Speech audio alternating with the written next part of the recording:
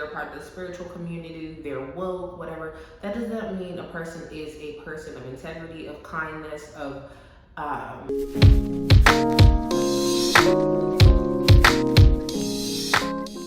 prosperity and abundance to everyone tuning in. I am Mrs.Melanin, and it is an honor and a pleasure to be back with you all. So today's topic is spirituality versus religion. And not necessarily versus, but I wanted to get into this topic because it's been a while for me across my platform since I've actually addressed it. One of the biggest things that differ between spirituality and religion is that within every religion, there is a spiritual base. Everything has a spiritual foundation. And typically when you hear someone saying, well, I'm spiritual, not religious, one of the things I want to highlight to you is that you never know specifically what spiritual is actually pertaining to. So one of the things you'll actually have to do is analyze the fruits of that person, analyze the fruits of their labor, analyze the fruits of their emotional nature, physical nature, spiritual nature, mental nature. And that will really come down to seeing their level of integrity, how they maneuver through life, how they treat other people, and most importantly, how they treat themselves. Typically nowadays, if you hear someone saying I'm spiritual, not religious, they want to highlight to you that they are not following any, I want to say traditional, but they're not following things like Christianity, Islam, things of that nature. There's an honor or an appreciation for the spiritual nature and an understanding of their spiritual nature and the spiritual nature of the world. However, there's no specific religion that they are attached to, and that typically comes with a spiritual awakening. Again, spiritual, not religious, doesn't really mean a specific thing. When you get to the root of it, I apologize for saying a lot. It doesn't really tell you whether are they operating with that spirit of integrity, honesty, things of that nature, or is it a free-for-all type of situation with them? And that's a very tough tightrope to walk, if we're being honest. The reason I say that is because you will see that within every culture, religion, group, whatever group you set up, you will see that it really comes down to who that person is within. So you can make generalizations. You can make generalizations. However, you cannot afford to think, okay, because they're Christian, they're great people, or they're going to be good people, or because this person says they're spiritual, not religious, that they're going to be a great person. They're a part of the spiritual community, they're woke, whatever. That does not mean a person is a person of integrity, of kindness, of, and nobody's specifically perfect. We know that, and we say that a lot. Nobody's perfect, but it's not about perfection. It really is about the heart and spirit of the matter, and most especially the spirit of the matter. What spirit are they drawing from? Are they drawing from unclean spirits, or are they drawing from that true integral source? And another thing about this whole spiritual and not religious thing is you're seeing that happen a lot because we're going through a shift. We're going through this shift of really analyzing, and there's a lot of exposing happening on every level, not just the spiritual level anymore. It's really translating to the physical world. People are becoming more aware. Technology has a lot to do with it. You can pretty much snap up anything and have it distributed, and there not be true context for that piece of information. But ultimately, spiritual awakening can be a beautiful thing.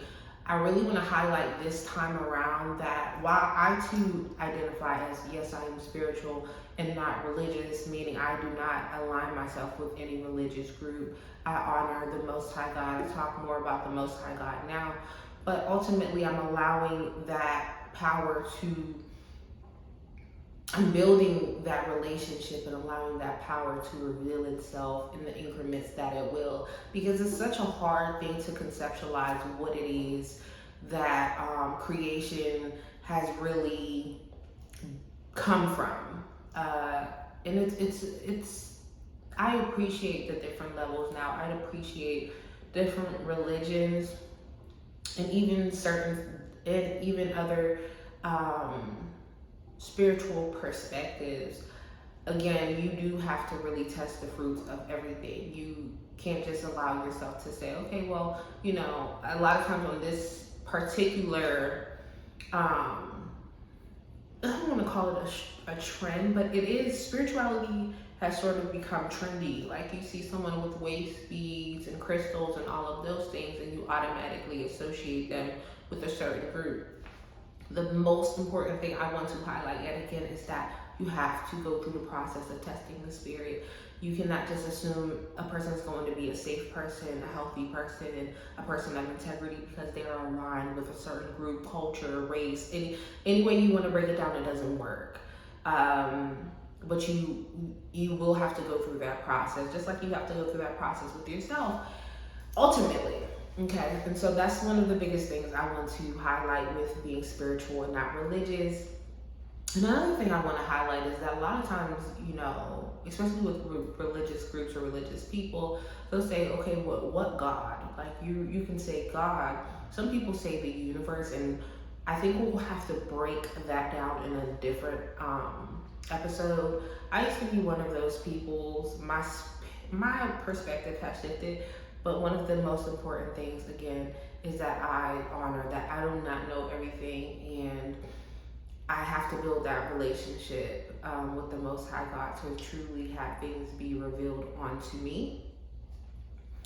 But you'll have people say, well, what God? And one of the things that was placed on my spirit as a recent is that, to be honest, you're building that relationship behind closed doors, genuinely, with the Most High God.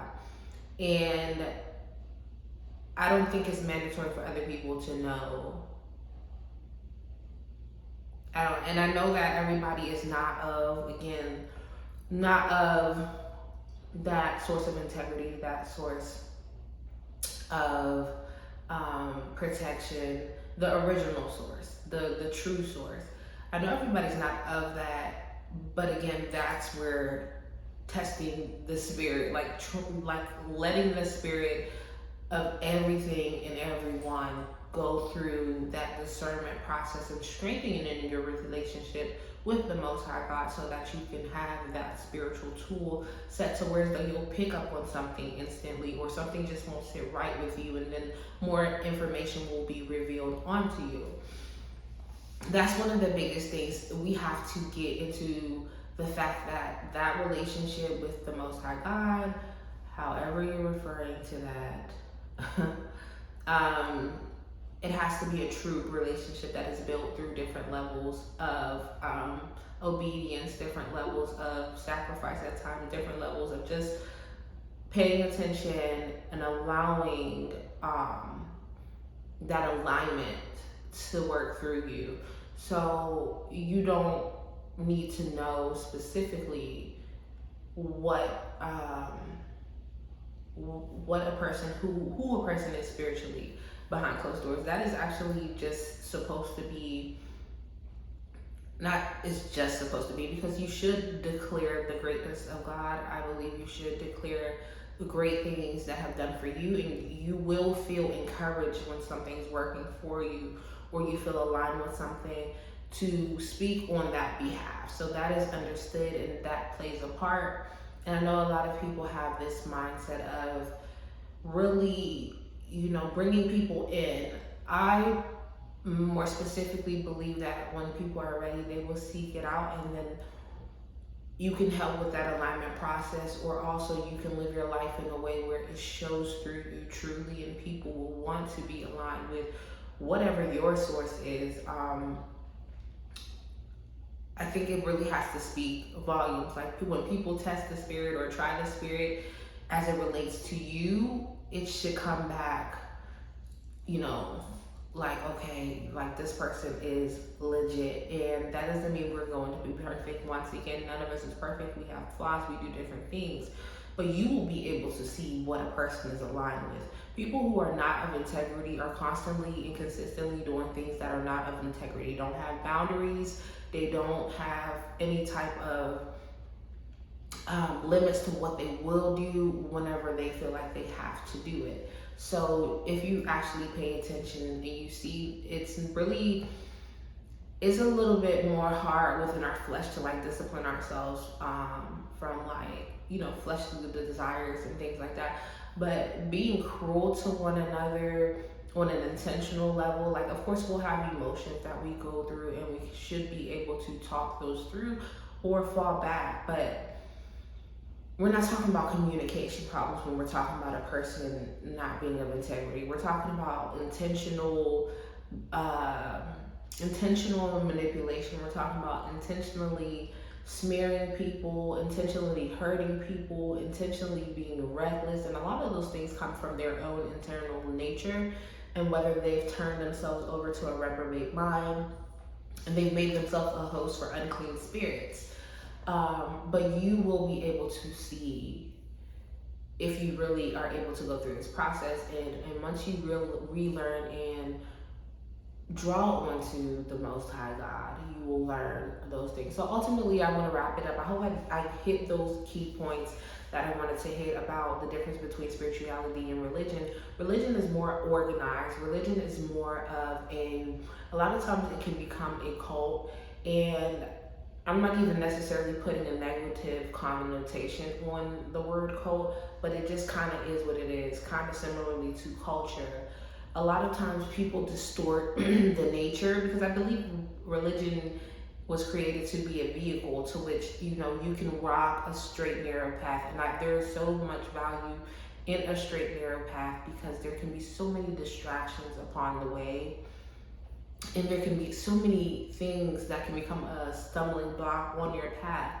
When you can walk a straight, narrow path and kind of discipline yourself from certain people, places, and things, whatever the case may be, it definitely helps to keep your spiritual nature intact. And so while we do have a lot of different options in the world and we do have free will, you can see the chaos that becomes mental illness, the chaos that becomes physical illness, the chaos that becomes financial scarcity or financial hoarding, where it's like, you know, you have these people who are constantly stepping on other people just to have more and more and more. Wow, there's so many people in lack and limitation by design.